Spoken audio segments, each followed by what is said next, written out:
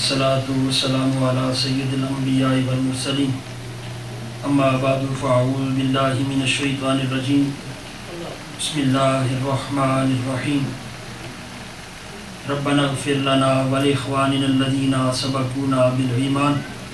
صدق اللہ مولانا العظیم وبلغنا رسولہ النبی الکریم الامین ان اللہ وملائکتہ یصلون علی النبی یا ایہا الذین آمنوا صلوا علیہ وسلموا تسلیما الصلاۃ والسلام علیک یا سیدی یا رسول اللہ وعلی آلک واصحابک یا حبیب اللہ الصلاۃ والسلام علیک یا سیدی یا رسول اللہ وعلی آلک واصحابک یا حبیب اللہ۔ حمد و صلات کے بعد برادران اسلام سامعین ذی وقار، اللہ رب العزت کا کروڑہ شکر ہے کہ آج پھر ہم اس کے گھر میں اس کا اور اس کے حبیب کریم کا ذکر کرنے کے لیے جمع ہوئے ہیں۔ اللہ رب العزت میرا آپ سب کا یہاں آنا اپنی پاک بارگاہ میں مقبول و منظور فرمائے، آمین۔ برادران اسلام، ابھی میں رستے میں آ رہا تھا، مائی صاحبہ کی فوتگی کا سن رکھا تھا۔ اللہ کے رسول جناب احمد مجتبیٰ سیدنا محمد مصطفیٰ صلی اللہ علیہ وبارک وسلم، آپ کی ایک حدیث طیبہ بار بار میرے ذہن میں آ رہی تھی۔ امام بخاری اور امام مسلم نے اس حدیث پاک کو نقل فرمایا ہے۔ اللہ کے رسول جناب احمد مجتبیٰ سیدنا محمد مصطفیٰ صلی اللہ علیہ وسلم مسجد میں تشریف فرما تھے، آپ کے صحابہ آپ کے ساتھ ہیں۔ آپ نے فرمایا وہ شخص جس کو اللہ رب العزت 2 بیٹیاں عطا کریں اور وہ ان کی نیک تربیت کرے، ان کی اچھی پرورش کرے، ان کی شادیاں کر دے،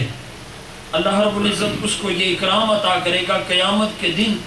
وہ میرے ساتھ یوں جڑ کر، جس طرح یہ میری دونوں انگلیاں ملی ہوئی ہیں اس طرح جڑ کر میرے ساتھ وہ جنت میں داخل ہو جائے گا۔ سبحان اللہ، سبحان اللہ۔ اللہ کے رسول کے صحابی عرض کرتے ہیں یا رسول اللہ جس کی ایک بیٹی ہو، آپ نے فرمایا جس کی ایک بیٹی ہو وہ اس کی نیک تربیت کرے، اس کی شادی کر دے، رب اس کو اسی طرح میرے ساتھ جنت میں داخل کرے گا۔ سبحان اللہ۔ مائی صاحبہ کے لیے، ان کی بخشش کے لیے یہی بڑی سعادت کی بات ہے کہ انہوں نے 1 نہیں 2 نہیں 3 بچیوں کی پرورش کی اور حالت بیوگی میں ان کو پروان چڑھایا اور ان کو اپنے گھر رخصت کیا۔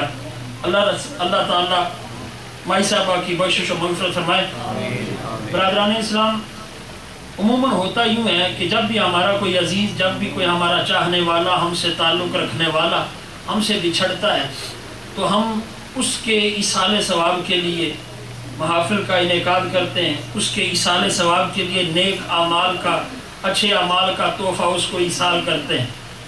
لیکن اس کے بارے میں شکوک و شبہات کا بھی اظہار کیا جاتا ہے کہ کیا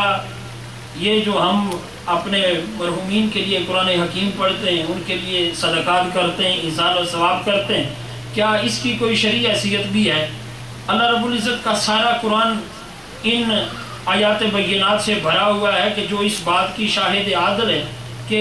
ایک مومن کے لیے پڑھنے کا اور اس کے لیے ایصال ثواب کرنے کا اللہ رب العزت کے ہاں ثبوت موجود ہے۔ لیکن آپ کے سامنے قرآن حکیم کی ایک مختصر آیا کا کچھ حصہ تلاوت کیا ہے۔ اللہ رب العزت ایمان والوں کی نشانیاں بتاتے ہیں، ایمان والوں کی نشانیاں، یہ نہیں کہا جا رہا کہ یہ بات ہے سچ ہے یا غلط ہے، ایمان والوں کی، وہ لوگ جو ایمان سے سرفراز ہو چکے ہیں اور رب کی بارگاہ سے ان کے ایمان پر مہر تصدیق ثبت ہو چکی ہے۔ اللہ رب العزت ان کی نشانیاں بتاتے ہوئے فرماتے ہیں ایمان والوں کی علامت یہ ہے کہ وہ جب دعا کرتے ہیں تو دعا کیسے کرتے ہیں، ربنا اغفر لنا ولاخواننا الذین سبقونا بالایمان۔ ایمان والوں کی علامت یہ ہے کہ وہ جب دعا کرتے ہیں تو یہ کہتے ہیں کہ مالک ہماری بھی بخشش فرما اور ہم سے پہلے جو ایمان پر اس دنیا سے گیا ہے اس کی بھی بخشش فرما۔ پتہ چلا ایک طرف تو یہ مہر تصدیق ثبت ہو چکی ہے کہ جو ایمان پر دنیا سے چلا جائے اس کو پڑھنے کا، اس کے لیے ایصال ثواب کرنے کا اس کو فائدہ ہوتا ہے، اور دوسرا یہاں یہ بھی مہر تصدیق رب کی بارگاہ سے مل جاتی ہے کہ اپنے مرنے والوں کے، اپنے دنیا سے چلے جانے والوں کے لیے ایصال ثواب کرنا یہ ایمان والوں کا کام ہے۔ ایمان سے خالی لوگ یہ کام نہیں کیا کرتے ہیں، یہ ایمان والوں کا ہی کام ہے کہ جب ان کا کوئی پیارا رخصت ہو جاتا ہے تو پھر اس کے لیے وہ ایصال ثواب کیا کرتے ہیں۔ اللہ رب العزت فرماتے ہیں کہ ایمان والوں کی علامت یہ ہے کہ وہ دعا کیسے کرتے ہیں، ربنا اغفر لنا ولاخواننا الذین سبقونا بالایمان، اے مالک ہماری بھی مغفرت فرما، اور وہ ہمارے بھائی جو ایمان کی حالت میں دنیا سے رخصت ہوئے ان کی بھی بخشش و مغفرت فرما۔ اسی طرح اللہ کے رسول جناب احمد مجتبیٰ سیدنا محمد مصطفیٰ صلی اللہ علیہ وبارک وسلم، آپ کی حیات طیبہ میں بھی یہی اصول نظر آتا رہا۔ اللہ کے پیارے حبیب ہر سال احد کے شہداء کی قبور پر تشریف لے جایا کرتے۔ اسی طرح حضرت سعد بن ابی وقاص رضی اللہ تعالیٰ عنہ جو میرے حضور کے ایک رشتہ سے ماموں بھی لگتے ہیں، حاضر ہوتے ہیں، عرض کرتے ہیں یا رسول اللہ میری والدہ کا انتقال ہو چکا ہے، حضور کیا کوئی ایسی نیکی ہے، کیا کوئی ایسا کام ہے کہ جو میں کروں اور اس سے ان کو فائدہ ہو؟ آپ نے فرمایا ہاں، اگر تو کوئی نیکی کرے گا تو اس سے ان کو فائدہ ہوگا۔ تو انہوں نے کہا میں کوئی نیکی کرنا چاہتا ہوں جس سے میری والدہ کو فائدہ ہو۔ تو اللہ کے پیارے حبیب نے فرمایا تو پھر ایسا کر، لوگوں کے لیے پانی نہیں ہے، ایک کنواں کھدوا، جب تک وہ پانی کنویں سے نکلتا رہے گا، جب تک لوگ اس سے پیتے رہیں گے، جب تک سیراب ہوتے رہیں گے، رب تیری ماں کو اس کا ثواب دیتا رہے گا۔ اور آج بھی مدینہ طیبہ میں بیر ام سعد کے نام سے وہ کنواں موجود ہے، بیر ام سعد، سعد کی ماں کا کنواں، اس کے بیر ام سعد کے نام سے آج بھی مدینہ طیبہ میں وہ کنواں موجود ہے۔ جب بھی حاجی یا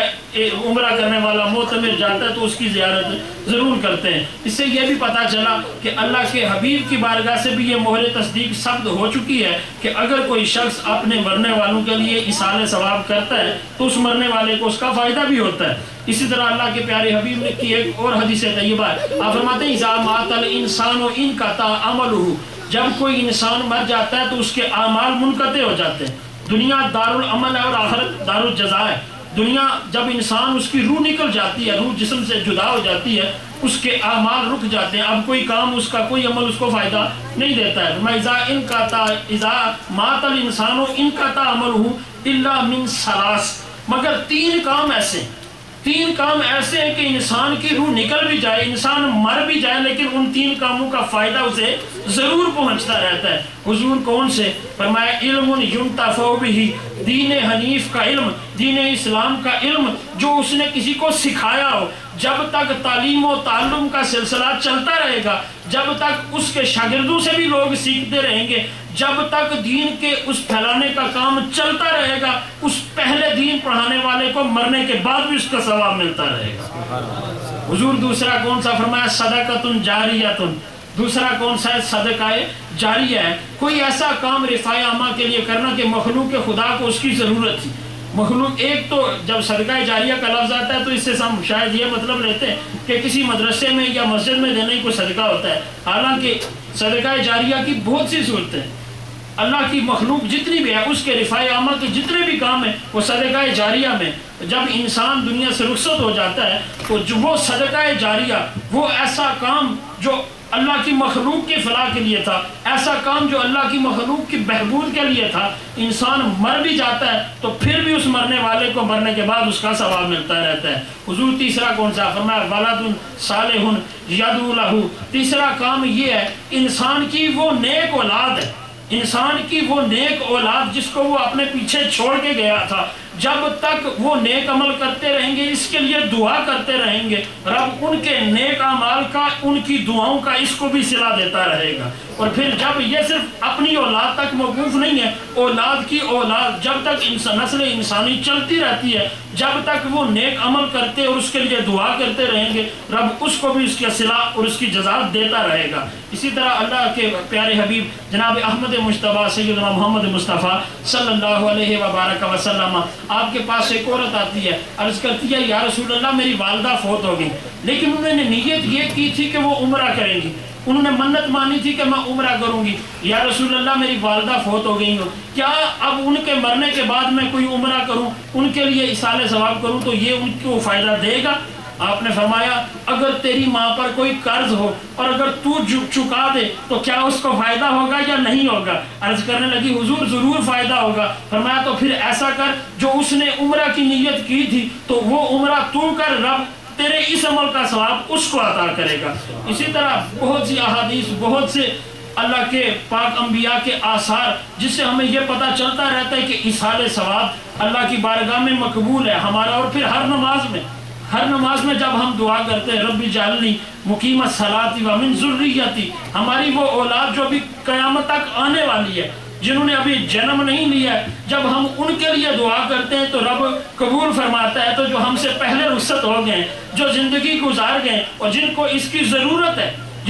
ضرورت ہے، تو پھر ہمارے ایصال ثواب کرنے سے ان کو فائدہ کیسے نہیں ہوگا؟ اسی طرح اللہ کے رسول فرماتے ہیں جب کوئی انسان اذا اکبر المیت، جب انسان کو قبر میں داخل کر دیا جاتا ہے، فرمایا کہ اس کی حالت کیا ہوتی ہے؟ حالت ہو کل غواص، اس کی حالت ہوتی ہے ایک ڈوبنے شخص، ایک ڈوبتے ہوئے شخص کی طرح، اس کی حالت ایک ڈوبتے ہوئے شخص کی طرح ہوتی ہے۔ عرض کی یا رسول اللہ تو پھر اس کی کیفیت کیسی ہوتی ہے؟ فرمایا وہ ایک ڈوبنے والے شخص کی طرح ہوتا ہے کہ جس کو ایک تنکا بھی کافی ہوتا ہے۔ جب بھی کوئی اس کے اہل خانہ میں سے، جب بھی کوئی اس کے چاہنے والوں میں سے کوئی اس کے لیے نیک عمل کرتا ہے تو پھر سونے کے تشت میں وہ رکھ کر نیک عمل اس کے سامنے پیش کیا جاتا ہے اور کہا جاتا ہے اے فلاں ابن فلاں، تیرے فلاں رشتہ دار جس کا نام یہ ہے اور اس کے باپ کا نام یہ ہے، اس نے تیرے لیے یہ ایصال ثواب کیا ہے، اس نے تیرے لیے یہ تحفہ بھیجا ہے۔ تو پھر جب جنتی اس کے گرد، جب اس کے وہ سارے قبرستان والے